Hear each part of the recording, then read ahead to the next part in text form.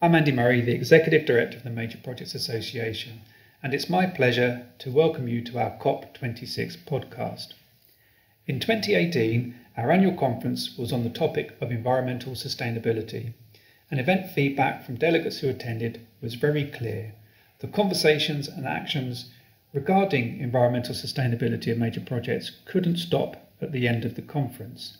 So we set up our Sustainability Ambassador Network, who have gone on to produce a guide to pledges that individuals and organisations can make, a tool to help understand the methods, standards and guides that are applicable to different aspects of major projects in relation to sustainability. And they've also put on a number of knowledge share activities, including webinars and case studies. Fast forward to November 2021, and sustainability is now core to the Association's 2025 strategy, being one of 3 landmark objectives where we hope to move the dial on performance over the next 4 years. November 2021 was also notable because the UK hosted CoP26 in Glasgow. The Association held a roundtable discussion in Glasgow, Don't Mention Major Projects, where we discussed whether major projects are a part of the problem or a part of the solution, and if part of the problem, what needs to be done to make them part of the solution. The roundtable discussion was built on a series of prior discussions tackling difficult aspects of major projects, notably the carbon intensity of concrete, whether nuclear can be a part of the energy solution going forward, and also the transport infrastructure and the choices that we're going to have to make regarding their impact. We also held a survey of members to understand challenges and opportunities and activities that are already underway. The discussion was held at WSP's office in Glasgow and was chaired by Claire Gott of WSP and supported by a couple of her specialist colleagues. And we also had Will Hoare from Accenture, Martin McCrink from Copper Consultancy, Karim Elgendi from Dar Group, Vanessa Jakovic from Freshfields, Fiona Heppel-White and Charlie Jordan from Scottish Power, and Craig Hatch from Tetra Tech. This part 1 of the podcast focuses on the general discussion around whether major projects are part of the problem, part of the solution, and what needs to be done. And it was built upon some research that Copper Consultancy undertook regarding public attitudes to environmental sustainability and the choices that we need to make. Part 2 was inspired partly by Sir David Attenborough's Earthshot series that was broadcast just ahead of COP26, and we go on to ask, what do we need to do to make addressing these grand challenges of environmental sustainability more like the response that we had to addressing the challenge of delivering the 2012 Games? So how can we make it more Olympics, if you like? We do hope you find this podcast, part 1 and 2, useful, and we're also keen to hear your feedback, any comments you have, and of course any ideas and suggestions going forward. Thank you. Another warm welcome to WSP and also to this exclusive MPA Don't Mention Series 1 finale. Leading up to COP26, the MPA have hosted a series of roundtables on 3 challenging topics: concrete, road and rail, and nuclear power. And that's to explore how major projects can be part of the carbon solution rather than adding to the climate challenge. So it's worth highlighting that during the first roundtable on concrete, our MPA membership were keen to confirm that actually the technology already exists and alternative solutions are already available, but they're not being taken up quickly enough, and we can't achieve the scale and pace of change required in isolation as individual organisations.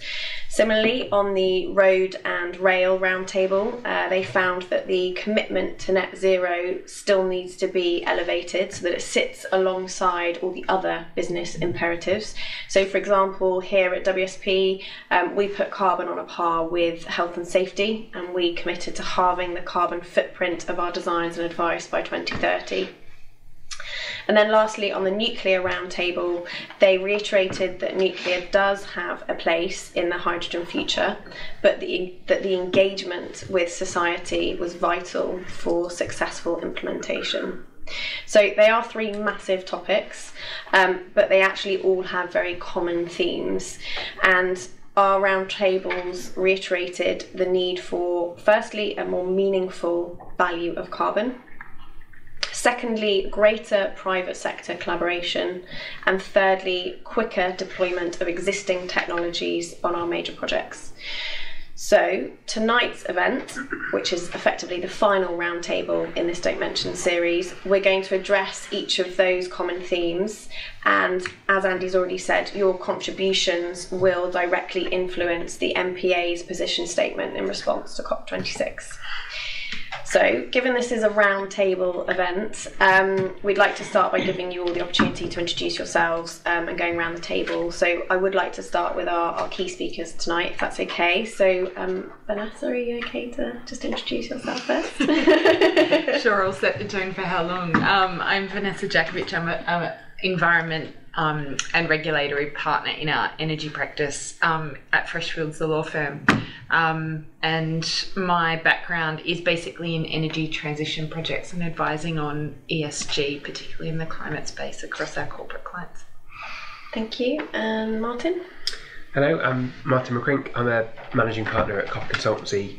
COP is a communications consultancy that really helps mitigate the risk of public reaction to major projects. The way that we often view them and feel about them is very different to how they're perceived, and that presents a risk to programme, to cost, to political appetite, all sorts of issues that are arisen by the public not really grasping what we're doing. In many ways, we kind of live in a bubble, and part of our job is to make sure that when the public looks at that bubble, they kind of see the story that we mean to give across, not the one always that we portray. And that relates to projects, it relates to businesses, it relates to how we conduct ourselves generally. We've done some research into how the public feels about infrastructure on various subjects, but most recently net zero, which I can talk about in a minute. I think what we're finding is that the disconnect between how the public feels about these projects and how we feel about them really is about where they join the story, often chapter 2 or 3 through the book. And often we've already written 1 and 2 and expect them to grasp what's going on, and we get a reaction which is, I don't quite get it, and our job is to fill in the gaps, really. Thanks, Martin. And Charlie? Hi, Charlie Jordan. I work with Scottish Power Renewables, a part of the Iberdrola Group. Within the company I head up our offshore wind business in the UK. In addition to that, I also look after the offshore wind projects that we're building globally. We're currently building projects throughout Europe and also in the US at the moment. And we're expanding our portfolio, moving further afield into what's certainly quite an exciting industry. Within our business, we've been very, as a utility, but very focused on green energy. Over the 20 years we've been on this energy transition, we've cut away all of our coal-fired generation. We've moved into only generating green energy, and we continue now to develop our business and do so globally. And Karim? Hi, my name is Karim Al-Gandhi. I'm a lead urban sustainability consultant with Dar Al-Handasa, and I look after large-scale urban and infrastructure projects from an urban sustainability and urban resilience point of view. Thank you. And we do have a few guests here tonight, so William, would you be alright to introduce yourself? Thank you, Claire. William Hoare, I'm from Accenture. I sit in our energy transition strategy team. I started with the MPA and I guess my career working in project delivery, and I've moved, I guess, up the not the value chain, the project life cycle all the way to hydrogen and CCS and some of the more abstract projects. So I guess my interest in this topic is making sure the ends connect, and at the moment I think, to your point, they don't always, especially when we start talking about the public. My current big interest, and I will bang on about it, is really hydrogen and CCS and how those tools are solutions for the wider ecosystem, whether it's electric vehicles or whether it's renewables build out, and how we need to look at them at an energy system view. So really excited to be here, and thank you for having me in the lovely WSP offices. Very welcome. Craig? Thank you, Claire. I'm Craig Hatch. I'm UK President of Tetra Tech, a global technical management and engineering consultancy. 21,000 high-end scientists, engineers, project managers, proudly leading with science, supporting our clients, delivering their major projects in a sustainable way. My involvement with the MPA was to sit on the Don't Mention Nuclear panel. We're heavily involved in the nuclear sector in the UK and globally, and it's something that we believe is part of the energy solution. Brilliant, thank you. And Fiona? Hi, I'm Fiona Hepplewhite. I'm the Head of Energy Policy for Scottish Power Renewables. I work alongside Charlie, although my team covers both offshore and onshore. So we've seen the kind of, I guess, in terms of policy, the the difference between the political, what they think about different technologies. My job really is to kind of shape that policy landscape, but that does come into some of the things you were talking about in terms of how we message, what we're trying to do as a business and how it impacts on communities that we develop in. Brilliant. And I'd like to introduce my colleagues as well. So, Abdullah, would you like to go first? Thanks. My name is Abdullah Mohammed. I work as a power system team lead in WSP here, and I work with a team which is we look after the power system studies, including renewables and HVDC systems, and it's mainly everything related to the power systems. And Philippe? And I'm Philippe Gross. I'm a principal electrical engineer working for Abdullah. So yes, more focusing on the technical delivery of project on renewable, but also have some experience on the nuclear side as well. Brilliant, thank you. And as for me, I lead up the UK industry business for WSP. So that covers everything from pharmaceuticals and life sciences through to chemicals, whether that be fine chemicals or heavy metals, all the way through to gas and hydrogen. And for the last 5 years, I've been leading WSP's programme to go net zero by 2025. So real personal passion there for me as well. So before we dive straight into the Q&A section, as Andy did allude to, we'd like to invite Martin to give Copper Consultancy's insight into the public attitudes towards net zero and climate change, but specifically through the context of some of your recent research. Sure, great. Thank you, Claire. Thank you for hosting us, and Andy, thank you for chairing today. It's really good to be here.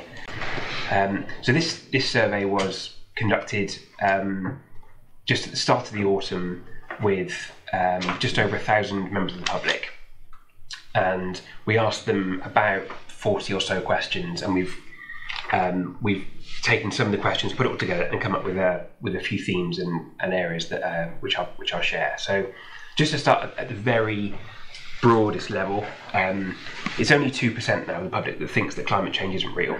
The rest are unanimously convinced that this is a problem. And when you ask the public what's the issue of the day and what should government be focusing on, COVID is top of the list, then it's climate change, then it's healthcare, education. So it's really up there as an issue that the public cares about. And if you remove COVID, people put healthcare at the top, then it's climate change. So it's not like it's a here today, gone tomorrow issue. It's there, and it's I think in the public's mind it stretches into lots of different areas as well, based on the kind of commentary we get. 76% believe that everything that happens at COP and beyond is about future generations, and 76% believe that this generation has a responsibility for the next generation on climate change alone. So it's not like it's a kind of fudging thing from the public. They really do understand that this is problematic. There's an interesting thing about what we do about it. We find that there is a preference from the public that personal responsibility plays a bigger role than government legislation. People don't want to be told what to do. We could argue this research was, we just come out of a national lockdown, people don't really feel the appetite for being told exactly what to do. But I think there is something in this that kind of bears out in the rest of the research, that the public does feel that they want to be responsible. And interestingly, the public does also recognise that the actions they take have a direct link on what happens as well. So there is a belief in taking responsibility for yourself, not just finding somebody else to take control of it. There is, following on from that, there is an issue around apathy around our approach at the moment. So when we quiz people on how they feel about government's strategy at the moment, the biggest response is a shrug of the shoulders and I don't really know. It looks okay. You get some people that say yes, it's definitely right. You get others that say definitely not, and you get the big majority in the UK says maybe ask somebody else. and we've looked into some energy generation types as well to explore that in a way that might make sense to more people as well. So wind and solar are really high up there as areas where people say it's really popular. When you talk about CCS, hydrogen, nuclear, you get very low opposition levels. It's about 10%, which is tiny for people that say, I actually fundamentally think this is wrong. The big bit in the middle around that, which is understandable because they're newer technologies in terms of policy delivery in the UK, is a bit more of apathy as well. What we have found is that apathy can quite easily become opposition if it's not dealt with. You can take apathy for granted to assume it's going to go your way, but that doesn't always happen. There is a job to do to explain this when it becomes a reality. And when people have asked what it might mean for them, they haven't got a clue. There is just a sense of, it's something the government's talked about. I don't really know what it means, but when it does come along, believe me, I'll tell you what I think.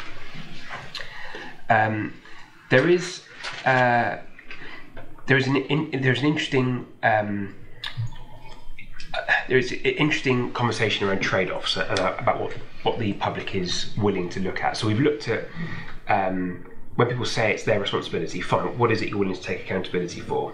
The fundamental theme we've found is that people are willing to trade they're willing to trade how they go about doing something, not what they do.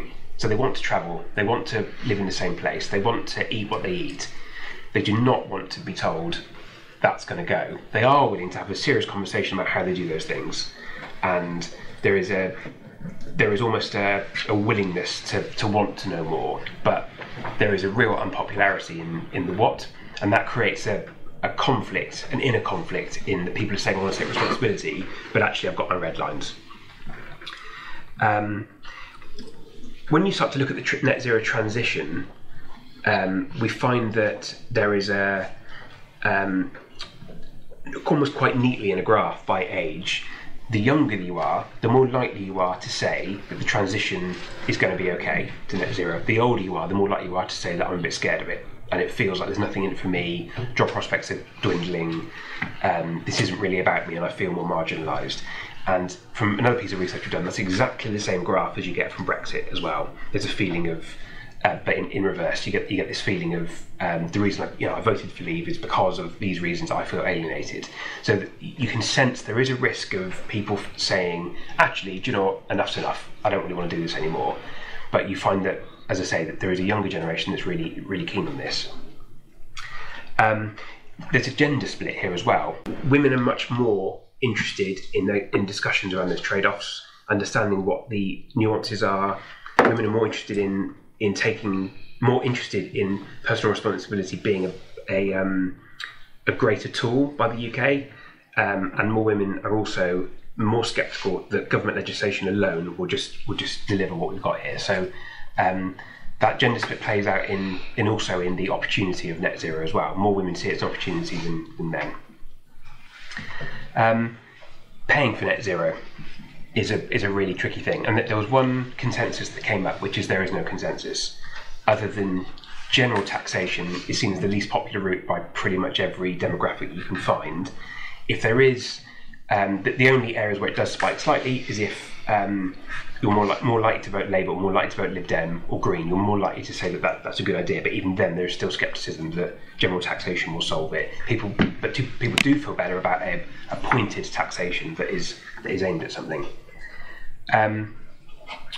We find that when we take it to major projects, the expectation has been set that there needs to be a better story around net zero, and we're not off the hook really.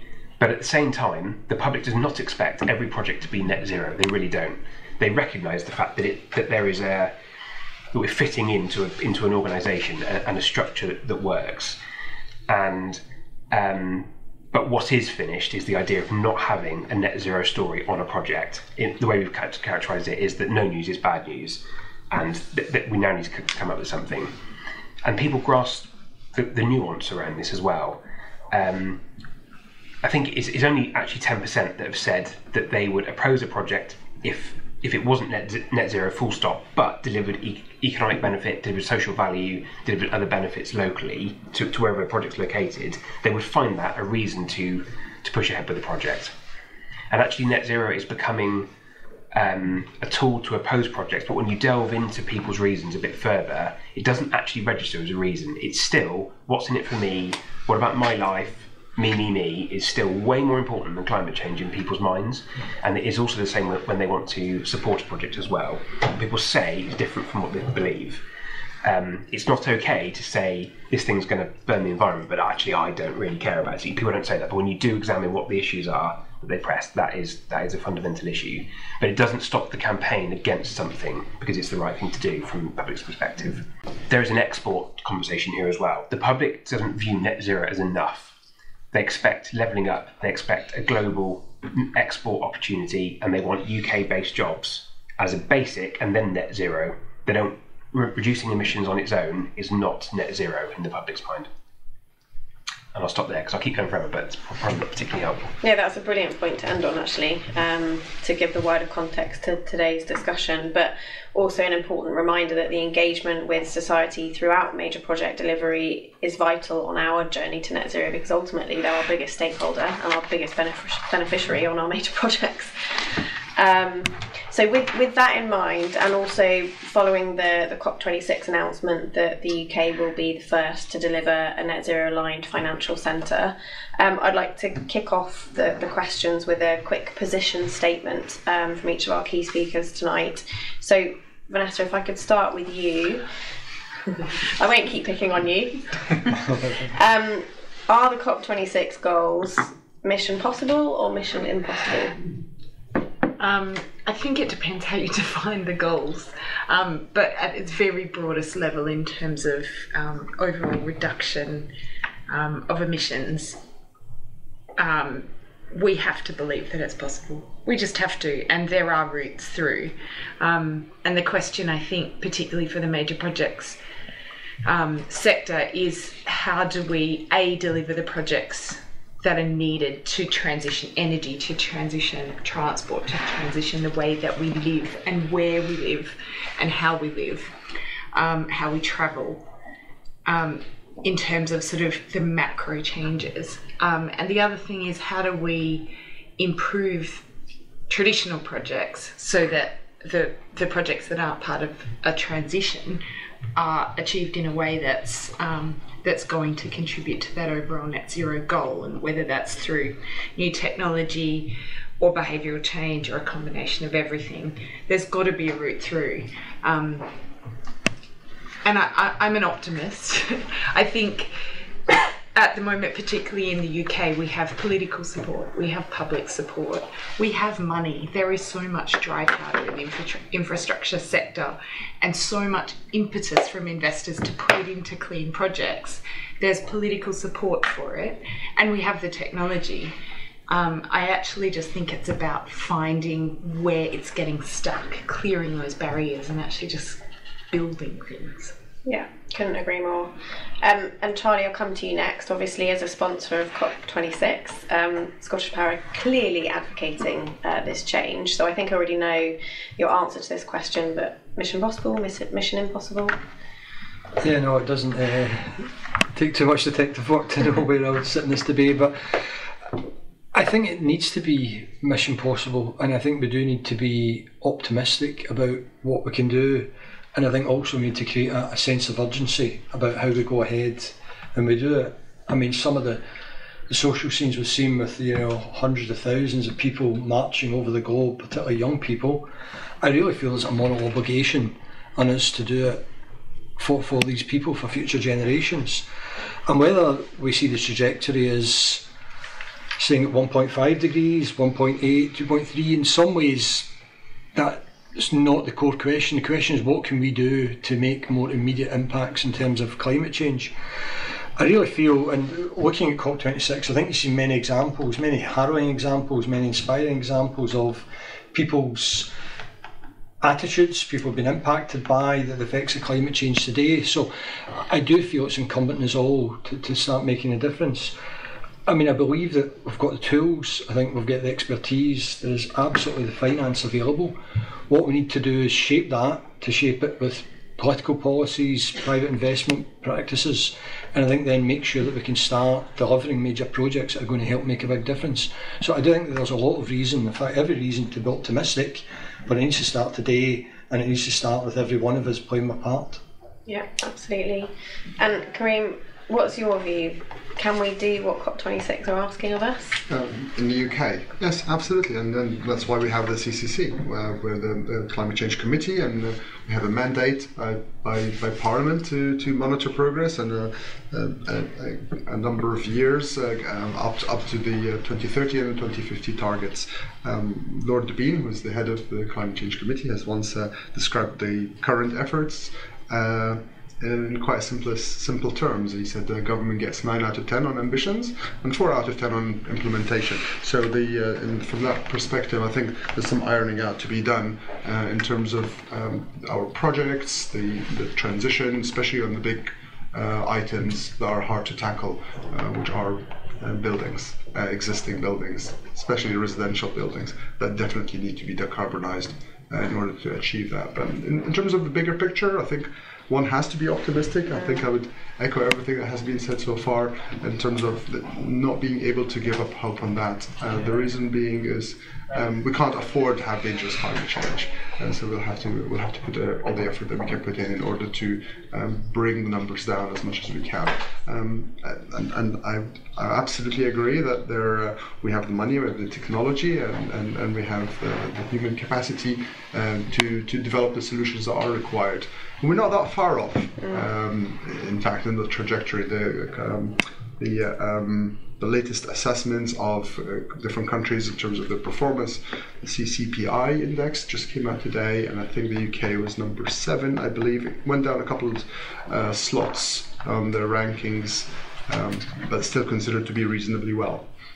So we just need to keep pushing the boundary a little bit in order to achieve the goals that we set out to achieve. Yeah, well, I'm glad to hear that we're all on the same page, that we're here for the right reasons. It is mission possible, yeah. But to pick up on your point, Vanessa, that actually it's not just the what, it's actually the how. And you started to touch on it, but how do we take the next step? In terms of delivering all projects, major projects, yeah. I think the goal is to try and figure out where the barriers are, because we do actually have the fundamentals aligned in the right direction, and it's figuring out what's actually causing delays. And obviously they're different in different contexts. Every project has its own barriers, be it community engagement, sort of, national support but local protest, or whether, as we found with our work in the nuclear sector, and particularly with the SMRs, where we've had the technology to roll out SMRs that are safer and cheaper for a really long time now. Rolls-Royce has been building mini nuclear reactors in Derby for 40 years. We know how to do it. But you speak to anybody in that sector, and what's happening is leaders in government really want it to happen, business really wants to happen, financiers really want it to happen. It's actually in that sort of middle level of bureaucracy where there's just so much delay that the DevEx to get anything to financial close is just a massive barrier, and we have to figure out what we're doing wrong. Yeah, and interesting, because to pick up on one of the barriers that was highlighted in the MPA survey that we did, actually procurement came across as one of the biggest barriers, and I think Vanessa, you're touching on that point. But one of those that feeds into that discussion around procurement is how do we account for the cost of going at zero within our projects, that we can deliver that. And I wonder, Charlie, if you've got any thoughts on that. I think a lot of it is knowing what it is you want to procure and how you're going to procure it. I mean, I can take the examples of the projects we've worked on. The technology we've deployed generally hasn't existed at the time when we're starting the project. All of our offshore wind farms that were built typically have turbines that have been at best a prototype, often a design at the time when we're placing orders of hundreds of millions of pounds to buy these. So I do think in terms of looking ahead, providing you've got the right level of expertise, the right level of engagement with the manufacturer supply chain, and clearly the right knowledge that these projects are going to come ahead, and that comes into maybe political support, that they will, and that stimulates the investment, the technology, the development of these projects. And I think with all of that, you can look further ahead, because what we're buying today, or what's available today, is not what we're going to need in the future. And I think probably that's a key point I would say with procurement. Thanks, Charlie. I appreciate I put you on the spot there. We've got one more question to go to the key speakers, and then we'd like to bring in some Q&A around the table. Just touching on this point around how, Kareem, I know that you're particularly passionate around urban resilience. So I just wondered on the how point, bringing into the wider topic of the carbon agenda, if there's anything you wanted to add there about the how. Yes, so in my world, urban sustainability goes alongside urban resilience, and in major projects, urban resilience plays a significant role. Improving the urban resilience of a city or a development takes place through major projects, or it can be undermined by major projects. So if, for example, if you focus on road transport only, you're automatically taking away resilience because you don't create multimodality, for example, in terms of transportation. If you don't consider green infrastructure, which is something I'm quite passionate about, then you already create downstream stormwater management issues elsewhere. And I believe there is a synergy to be achieved between some of these systems on the resilience side and the sustainability side. So, for example, maintaining natural hydrology. So if any of these large infrastructure projects that disrupt natural hydrology can be designed in a way that includes green infrastructure within the design itself, and as a result it will maintain the hydrology for sustainability, for nature, for ecosystems, while at the same time reduce the flood risks, which improves resilience as well. And I wouldn't go as far as saying that major projects should become less major, but they need to be broken up a little bit in order to be able to integrate that resilience better. The size and the scale of it can sometimes become less resilient, less flexible, less able to adapt to changes in the environment and changes to the climate. And we're in this country, we're expecting an increase in precipitation, increase in extreme weather events. So that's should be on everyone's mind when we consider things like grey infrastructure. Today, I think alternatives should definitely be considered on all major projects. Yeah, absolutely. And touching on that as we move towards the more new technologies innovation piece, which you're touching on there, the big question is how we actually enable faster deployment. We've talked about some of the technologies that are already there, but actually we're struggling to deploy them. So, what are your thoughts on how we unlock climate repair innovations and new technologies? It's about breaking down the barriers. A good example is the government's 10-point plan. I think we agree with everything in that, but actually where are the enablers behind it? And that's what we need to do, is make sure then that for people to be investing up front in technology, they can see the opportunity, they can see the need, and I think that's a key point. I think engagement, collaboration at all levels is absolutely essential. We need the government, the regulators, to see the vision, to buy into that so they can support projects. I guess typically major projects can take average 10 years to come to fruition.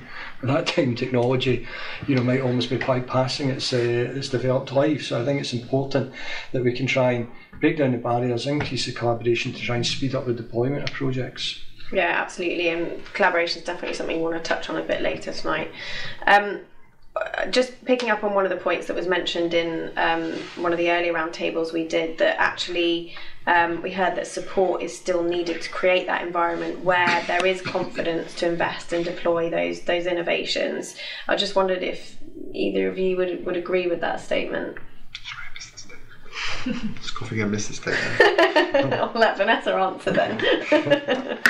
Yeah, I think we're still retrofitting. Certainly, speaking as a lawyer, our job is to figure out how to sort of document the investment so that you're sort of channeling the money through into the new technology and the new ways of doing things, and I think the challenge is that we're still using old infrastructure to do that, and old ways of thinking, and a lot of the sort of major deployers of this type of technology are now trying to sort of play in a world that has a startup culture. You know, imagine if you had some of the biggest publishers in the world driving the dot-com boom. It just never would have happened because they would have been using old ways of thinking. And you tend to find that you're seeing risk models in investment committees in big oil and gas companies trying, you know, or big mining companies or big sort of trading houses who are then trying to apply their massive infrastructure to new technologies, which is not really fit for purpose. I think we need to just rethink how we structure the deployment of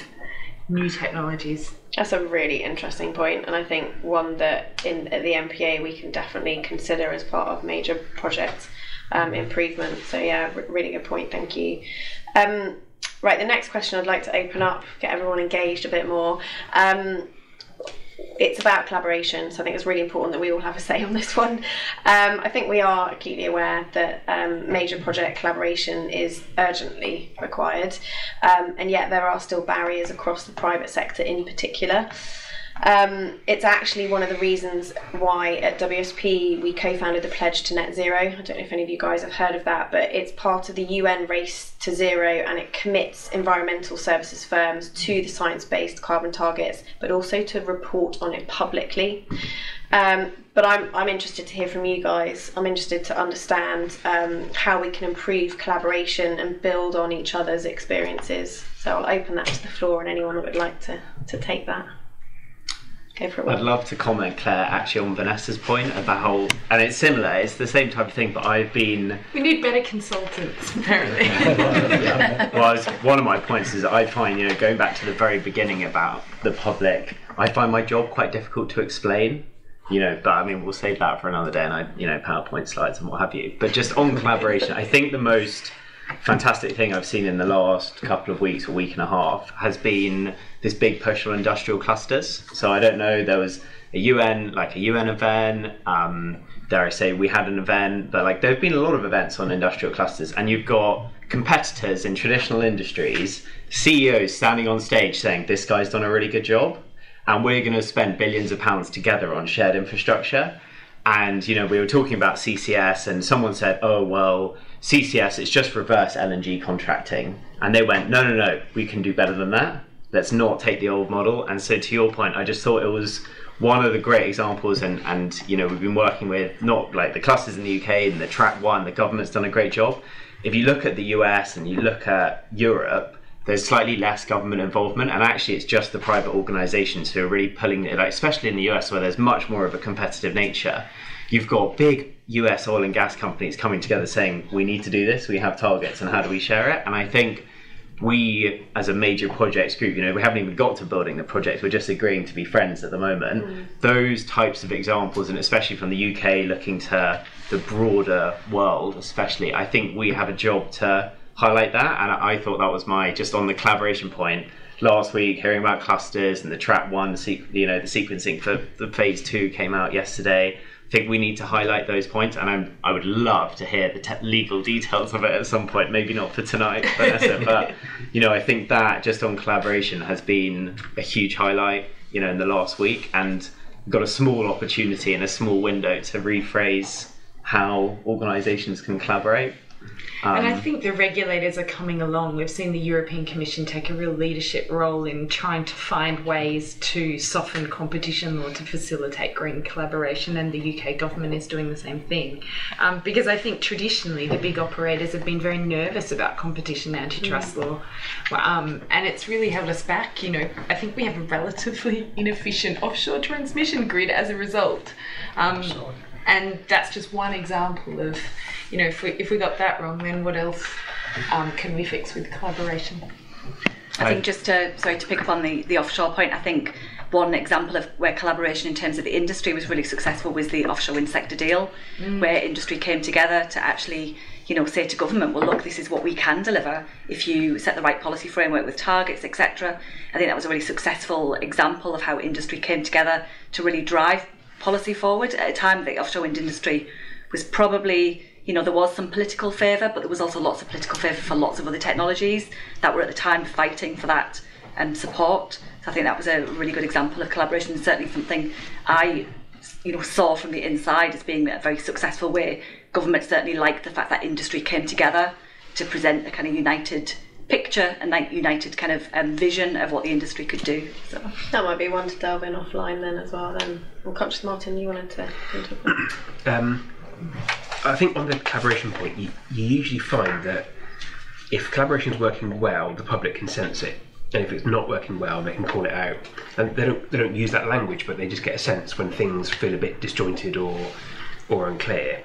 And one of the things we found about that is that the public is an interesting kind of twist we found. That the public expects projects and governments to be braver than they would be as individuals. So they would say, "Oh, I'll do this," but actually, I want government to do something bigger, and that takes a lot of collaboration. It takes a lot of. You can't do it on your own. You've got to work together, right? So, I think the flip side of that is the public also finds it a bit flat and boring when they see incremental, small, almost quite. There might be the right changes, but they're a bit dull, basically, and that causes the public to switch off on a subject like this. So again, when you do come along with something, you haven't got the political capital, if you like, to carry on what you're doing. I think the sorry, go on. No, go for it. I think the other part of it as well is where the public is looking for involvement. They do view themselves as part of these projects as well, and they sense a bit of an us and them sometimes, and often that's driven by the fear of a reaction of what we're going to get. And usually there's a temptation to just kind of hunker down and get through something rather than actually make the best it can be. And once you're into that, it's a trap, because you're constantly justifying your existence, then getting through to the next stage, making it worse. There is actually a bit of honesty required with the public, I think, sometimes, and actually asking them what they think a bit more as well. And the last place to do that is through public consultation. The first place to do it is actually through a bit more of a public campaign to explain why we exist as an industry, why we're not just trying to eke out the last bit of carbon we can, but actually this is the solution to the challenge we have. And I don't think the public feels that yet. They see a couple of headlines here and there, but not as a consistent story. It's an interesting point, because we've likened the need for carbon urgent action to the business imperative that we gave to health and safety. Now, one of the solutions with safety was to open up an open source information sharing platform for safety. You know, is that something that we should be looking at for carbon? Not only would it engage the stakeholders you're talking to, Martin, but also the private sector competition as well. I don't know what people's views of that are. Should I take that one again? Yeah, go for it. I think they probably would. The challenge is getting the public to even care in the first place about something that they feel is technical. There's this kind of assumption that whenever you talk to the public that they don't get it, but actually most people in the public have been through the education system. They probably stopped learning about a subject when they got to about 14, 15 because they dropped it to do something else. So most people have a kind of 10 or 11-year-old understanding of a subject, but they're really advanced in something else, like we all are. If somebody asked us to comment on something completely different sector, we would struggle to grasp it. So there is a job to do to explain what that even means in the first place, so it isn't just ignored, but it is actually a justification of what we're doing. The danger is you pump so much evidence at people and they just they don't know what to do with it other than they feel like they're being sold to sometimes. So I think there is a sort of public education job to do on the challenge that we're facing and how we're responding to it. So we've got some good case studies talking to Will and Fiona's points. We've got the piece around needing to engage with public in a slightly different way to what we're doing now. Does anybody have any other ideas they want to put on the table for improvements to collaboration? Continued softening of regulation, competition law. I think that's already been started. Okay. I'm just going to say as well, sometimes I think it's about explaining what it is you want to do so that people buy into it. And I was giving the example, Fiona talked about the offshore wind sector deal. But we've got some informal advice from some supporters within government, going back probably about 5 years ago, was we probably weren't telling the story as well as some other industries were, maybe some other less noble industries, if you can allow me such a phrase. But it was really putting the challenge back to us is, are you explaining so that people who might naturally support are willing to support? And I think it was something we had to look at, and I think that is the same when we look at individual projects or major projects as a collective. Yeah, it's an interesting point, because I think a lot of evidence suggests that, and Martin, you might know this, but that actually people can understand a story rather than typically as engineers we tend to just give them facts and figures and get them to understand, but storytelling does make a real difference. So yeah, really good point, Charlie. And actually, instead like that point, we were talking about climate change, offsetting carbon, but the thing that actually got the attention more was the industrial benefits you were bringing, the skills, the programmes, and that's what really got the ball rolling. And then people started recognising the environmental benefits that come with it. But that was what, kick-started the process, and it was tried to tell the climate change story. Yeah. It was semi-effective. You told the industrial benefits, and that was much better received. Back to the me, how does it affect me, please? Yes. Yeah. Just the last piece around collaboration. Conscious that there's an element of incentivisation around the private sector collaboration. I know it's the taboo subject, but we've seen that the approach has been and can be successfully deployed, to your point, Will, on government funded streams. But other than those case studies, how can we replicate that in the private sector? The organisations that we largely represent here today. How can we replicate that? I mean, big question. One of the things I think is, and maybe it's slightly avoiding your question, and going back to the consumer, is driving consumer demand. That's free, in the raw sense of the word. There's no, maybe it's not, but there's no government incentive to drive consumer demand. That is it's a bucket that's empty. It's just really hard to get hold of. And if I give one, probably my favourite example, and there's probably someone who's doing it, but I imagine in 10 years' time, maybe 5 years' time, Apple will come out with a green iPhone. Mine's blue. And they will say, this costs £500 more, twice, 50% more, but it is made from recyclable metal and recyclable steel, and it's renewable. And because I like virtue signalling, I will buy it. And I think people will, maybe not 50%, but I think people will buy things like that.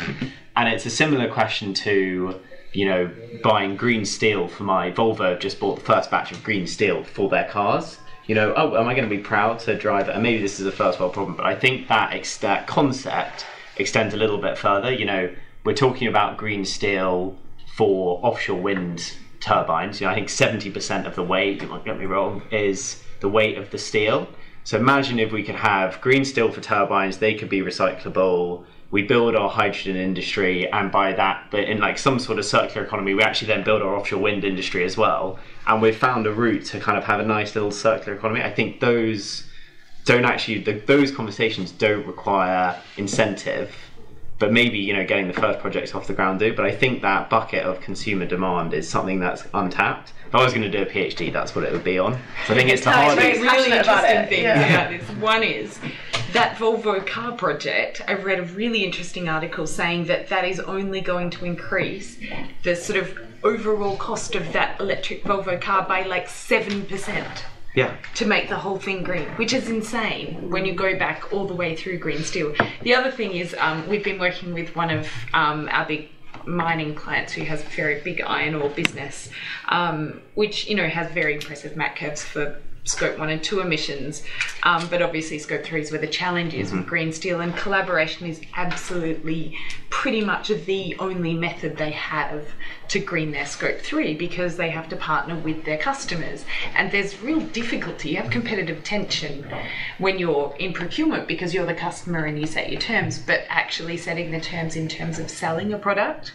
The collaboration that's coming through in that space is absolutely, on a global scale, and, including customers in China who have no regulatory driver to do it, is absolutely brilliant. And it's because then you have customers like Volvo and it becomes a more attractive product. And collaboration sort of vertically in the supply chain is absolutely where the big wins are, I think. Thank you for listening to part 1 of this COP26 podcast. My takeaway from our discussion was that the scale of the challenges and changes that we need to make to address the climate crisis can be overwhelming. But our discussions also showed that we do have political support, public support, investor support, and also the technology and solutions needed to rise to those challenges. We need to continue to make the 1% individual improvements, but we also need to come together collectively to seek and find game changers to how we define, initiate and deliver major projects. Please do come back for part 2 of this podcast, where Claire Gott asks our panellists what's the one thing they would do to rise to such challenges. How can we make our response to the climate crisis more Olympics?